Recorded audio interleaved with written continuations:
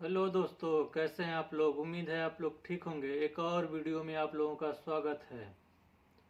खालिद बिन वलीद दुनिया के ऐसे जनरल थे जो अपनी ज़िंदगी में कोई भी जंग नहीं हारी, इसीलिए उन्हें सैफुल्लाह कहा जाता है, अल्लाह की तलवार। तो चलिए बिना देरी किए शुरू करते हैं इस वीडियो को, देखते हैं। खालिद बिन वलीद को दुनिया का सबसे ग्रेटेस्ट जनरल समझा जाता है। नेपोलियन, अलेक्जेंडर द ग्रेट और जूलियस सीजर जिंदगी में कभी ना कभी कोई ना कोई जंग जरूर हार चुके हैं, लेकिन खालिद बिन वलीद दुनिया के वाहिद जनरल जो अपनी पूरी जिंदगी में कोई भी जंग नहीं हारा। और ये सिर्फ मुसलमान नहीं बल्कि पूरी दुनिया मानती है। और जंग के दौरान खालिद बिन वलीद की स्ट्रेटजीज और प्लानिंग को आज भी ऑक्सफोर्ड और हार्वर्ड जैसी यूनिवर्सिटीज में पढ़ाया जाता है। लेकिन खालिद बिन वलीद के जंगों में आखिर ऐसी क्या खास बात कि आज 1400 साल बाद भी पूरी दुनिया उन्हें याद करती। Let's find out.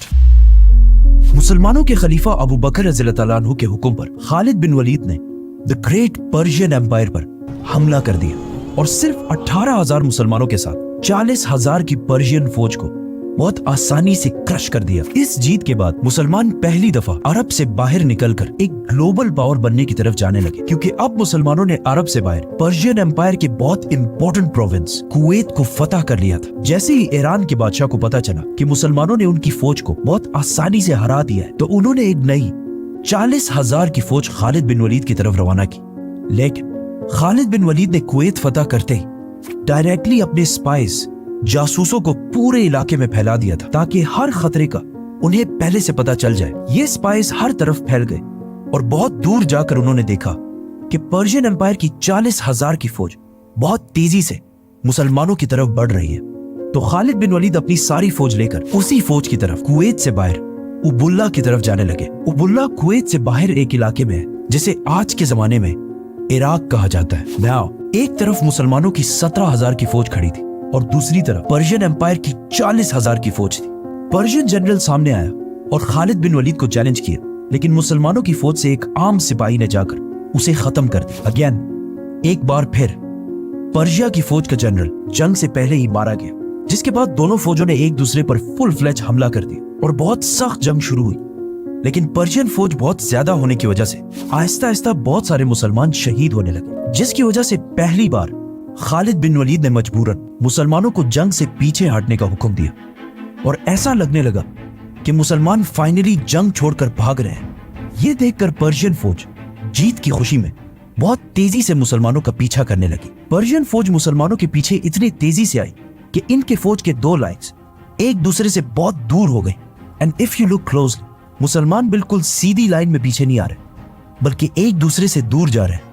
आखिर पर्शियन फौज मुसलमानों का पीछा करते करते एक दूसरे से इतने दूर हो गए कि उनकी आर्मी एक नहीं बल्कि कई छोटे छोटे ग्रुप्स में बट गई और उनकी फौज के दरमियान दो बड़े गैप्स बन गए।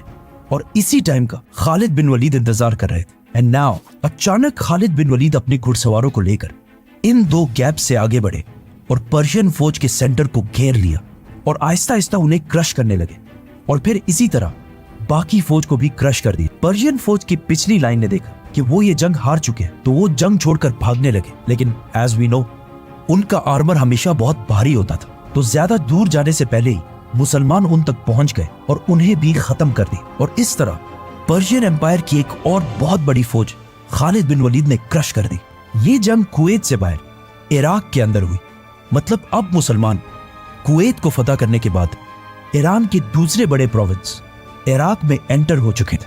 अब यहां से आगे बढ़ना थोड़ा मुश्किल था, क्योंकि इराक और मदीना एक दूसरे से बहुत दूर थे और इराक में मुसलमानों की फौज को अपने हेडक्वार्टर मदीना से बार बार कम्युनिकेट करने में बहुत मुश्किल हो रही थी। इसीलिए यहां से आगे बढ़ने से पहले खालिद बिन वलीद ने इसी इलाके को अपना नया हेडक्वार्टर बनाया, क्योंकि इस इलाके में पर्शियंस और अरब दोनों आबाद थे और इन सब का ख्याल था कि मुसलमान इन्हें फतह करने के बाद इनके साथ वही करेंगे जो अब तक दुनिया की बाकी सारी एम्पायर्स करती हैं, मतलब लूट, प्लंडर, रेप। लेकिन खालिद बिन वलीद ने अबू बकर रज़ियल्लाहु तआला अन्हु के हुक्म पर इस इलाके की सारी प्रॉपर्टीज उन्हीं लोगों को वापस कर दी और किसी से भी जबरदस्ती कोई भी चीज नहीं छीनी। और बहुत तेजी से इस इलाके में बहुत सारी अदालतें, कोर्ट्स बनाए और इन कोर्ट्स में जजेस बड़े बड़े सहाबा को बनाए, जिसकी वजह से बहुत तेजी से इस इलाके में पहली बार जस्टिस, इंसाफ कायम होने लगा। इसके बाद खालिद बिन वलीद उनके मार्केट्स और बिजनेस की तरफ आए और सबसे कहा कि बिजनेस उसी तरह जारी रखो जिस तरह इससे पहले था। लेकिन आज के बाद यहाँ सूद कोई भी नहीं लेगा। जंग सिर्फ तलवारों से नहीं बल्कि इकोनॉमी से भी लड़ी जाती है। इसीलिए खालिद बिन वलीद ने दोबारा अपनी फौज की इकोनॉमी मजबूत करने के लिए इस इलाके के नॉन मुस्लिम्स पर जिजिया टैक्स लगाया। ये कोई नया टैक्स नहीं था बल्कि इससे पहले इसी इलाके से पर्शियन एम्पायर भी टैक्स लिया करती थी। लेकिन खालिद बिन वलीद ने जो जिजिया टैक्स लगाया वो उस टैक्स से बहुत कम था जो इससे पहले ईरान लिया करता था। ये सब देखकर वहाँ की लोकल आबादी ने सोचा कि ये तो मुसलमान पर्शियन एम्पायर से बहुत अच्छे हैं। इसीलिए बहुत तेजी से इस इलाके के लोग इस्लाम की तरफ आने लगे और खालिद बिन वलीद की फौज में शामिल होने लगे, जिससे मुसलमानों की फौज दोबारा बढ़ने लगी।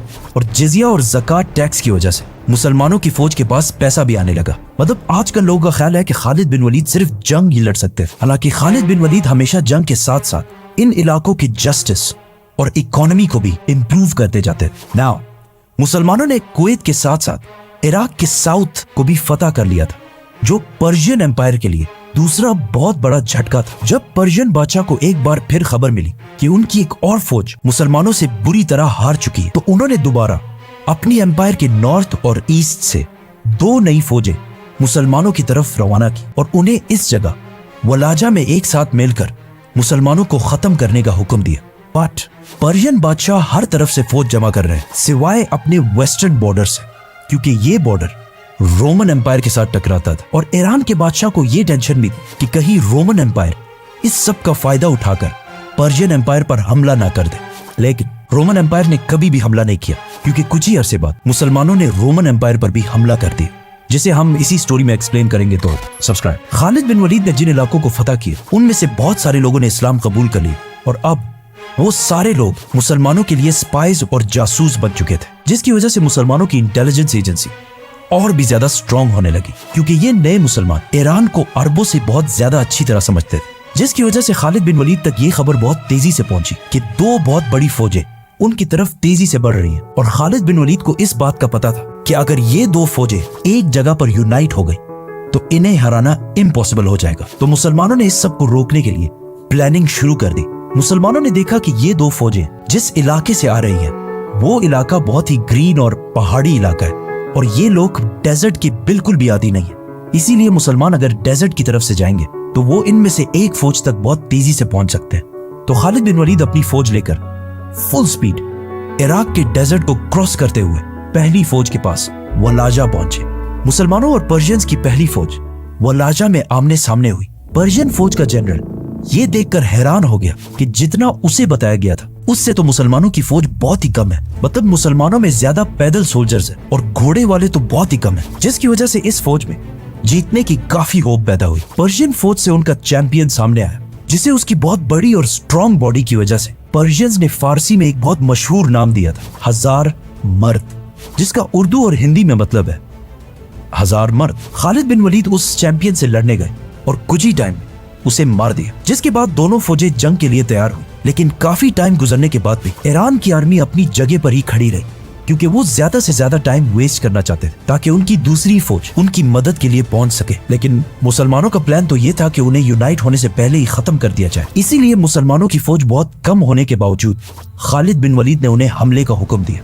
मुसलमानों और पर्शियंस की एक बार फिर बहुत सख्त लड़ाई शुरू हुई और बहुत टाइम गुजरने के बाद भी बिल्कुल समझ नहीं आ रही थी कि कौन जंग जीत रहा है। लेकिन अचानक पर्शियन जनरल ने अपनी फौज के लाइंस को बदला और नए फ्रेश लोगों को सामने कर दी। अब इनसे दोबारा लड़ने की मुसलमानों के पास बिल्कुल ताकत नहीं थी, जिसकी वजह से दोबारा बहुत सारे मुसलमान आहिस्ता आहिस्ता शहीद होने लगे। और ये सब देखकर आखिर खालिद बिन वलीद ने मुसलमानों को पीछे हटने का हुक्म दिया, जिससे मुसलमान अगेन जंग से आहिस्ता आहिस्ता पीछे हटने लगे। लेकिन आखिर इतना पीछे चले गए कि ये फौज बिल्कुल पहाड़ तक पहुंच गई, जहां से और पीछे जाना इम्पॉसिबल था। और आखिर ईरान की पूरी फौज ने मुसलमानों पर हमला कर दिया। लेकिन अगर आप गौर से इसे देखें तो मुसलमान अगेन एक स्ट्रेट लाइन में पीछे नहीं हट रहे, बल्कि सिर्फ मुसलमानों का सेंटर पीछे हट रहा है और मुसलमानों की लेफ्ट और राइट बिल्कुल मजबूती से अपनी जगह पर खड़े हैं, जिससे आहिस्ता आहिस्ता इस जंग में एक गोल सर्कल बन रहा है, जिसका अब तक पर्शियंस को बिल्कुल भी अंदाजा नहीं था। जैसे ही सर्कल कंप्लीट होने लगा